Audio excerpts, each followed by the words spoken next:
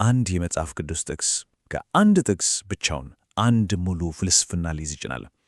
የሚገርም ጥያቄ ነው አይደል? ዛሬ የምንመለከተው ጥቅስ ግን በትክክል ይሄንን ነው የሚያደርገው።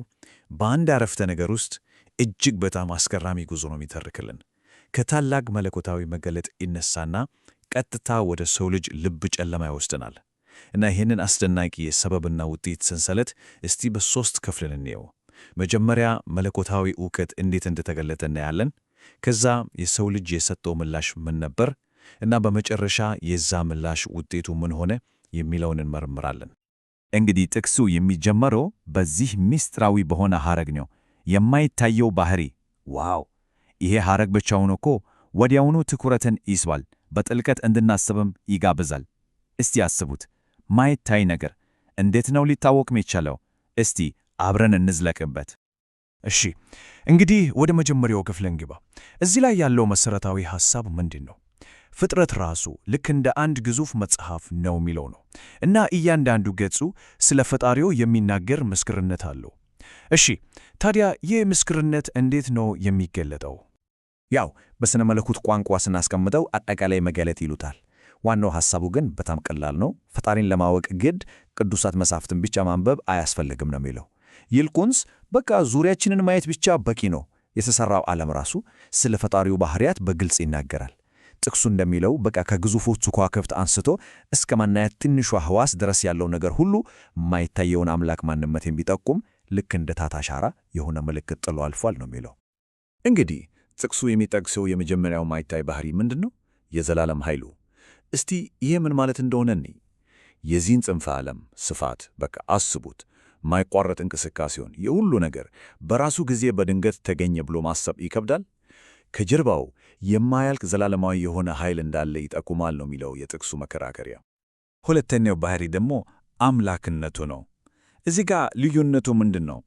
ኃይል ስለ መጠኑ፣ ስለ ስፋቱ ከሆነ አምላክነት ደግሞ ስለ ንድፉ፣ ስለ ጥበቡ ነው። በጣም የታወቀ ምሳሌ አለ አይደል? አንድን ሰዓት ስናይ ውስብስብ አሰራሩን አይተን ይሄ ነገር ሰዓት ሰሪ አለው እንላለን።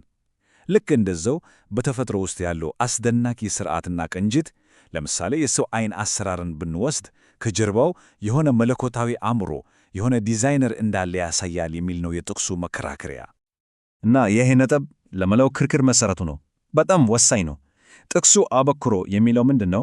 ይሄ ዕውቀት የተሰወረ ምስጢር አይደለም፣ ለጥቂት ሊቃውንት ብቻ የተገለጠ ነገር ሳይሆን ለማንኛውም ሰው አእምሮ በቃ ግልጽና በቀላሉ የሚታይ ነው ይላል። እና ይሄ ነገር ቀጥሎ ለሚመጣው የሰው ልጅ ምላሽ እጅግ በጣም ትልቅ አንድምታ አለው። ለምን እንደሆነ እናያለን። እሺ፣ አሁን ደግሞ የክርክሩ ሁለተኛ ክፍል ላይ ደርሰናል።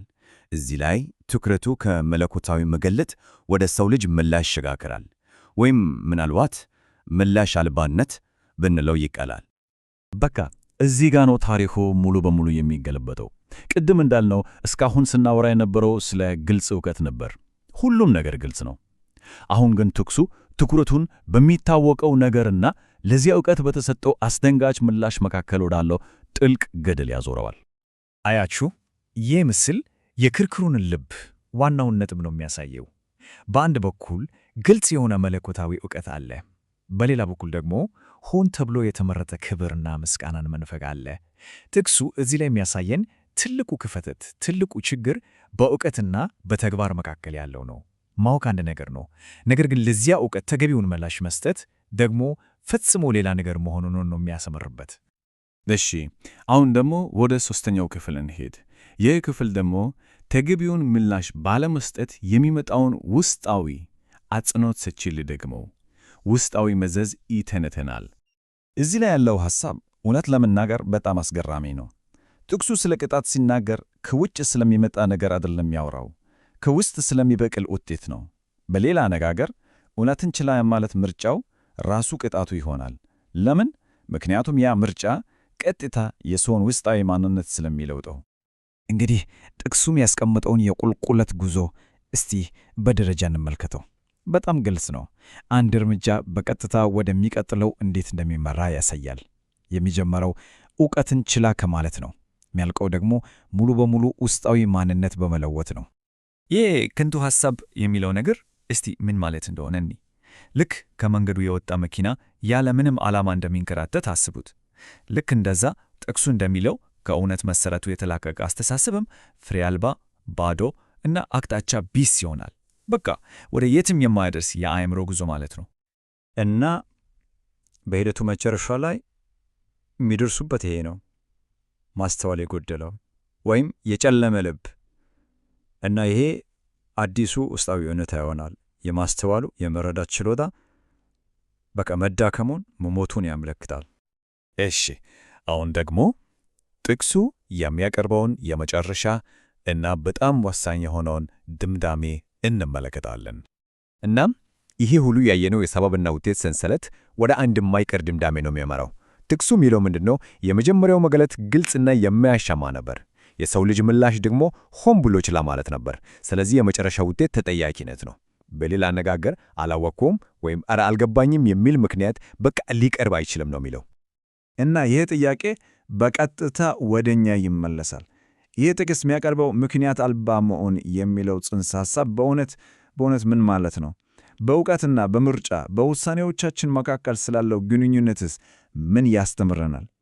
ይህ ሁላችንም ቆም ብለን በጥልቀት ልናስብበት የሚገባ ጥያቄ ነው። እንግዲህ የትንታኔያችን ፍጻሜ ላይ ደርሰናል።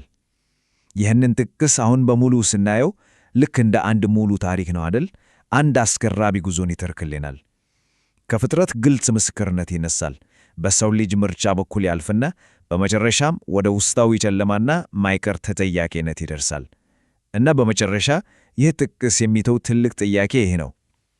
ለተገለጠልን እውነት ምን አይነት ምላሽ ነው የምንሰጠው? ምክንያቱም እንደ ጥቅሱ አባባል ያ ምላሽ ማንነታችንን ይወስነዋል።